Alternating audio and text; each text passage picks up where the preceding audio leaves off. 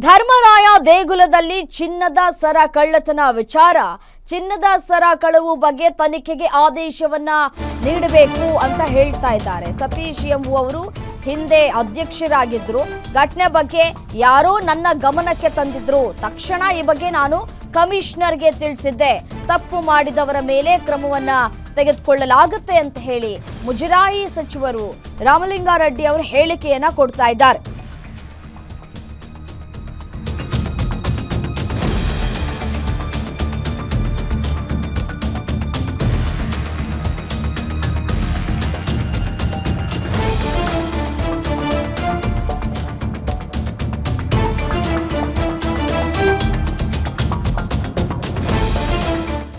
ಅಧ್ಯಕ್ಷರು ಸತೀಶ್ ಅವರು press meeting ಒಂದು ಇದನ್ನ ಹಾಕಿದ್ರು. ಅದು ನನಗೆ ಯಾರೋ ಕಳಿಸಿದ್ರು.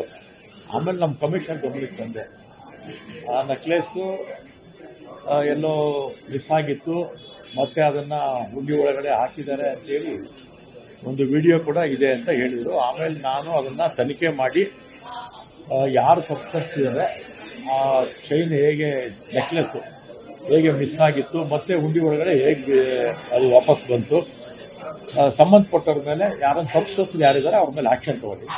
ಹಿಂದಿನ ಅಧ್ಯಕ್ಷರು ಸತೀಶ್ ಅವರು ಪ್ರೆಸ್ ಮೀಟಿಂಗ್ ಒಂದು ಇದನ್ನ ಹಾಕಿದ್ರು. ಅದು ನನಗೆ ಯಾರೋ ಕಳಿಸಿದ್ರು. ಆಮೇಲೆ ನಮ್ಮ ಕಮಿಷನ್ ಗಮನಕ್ಕೆ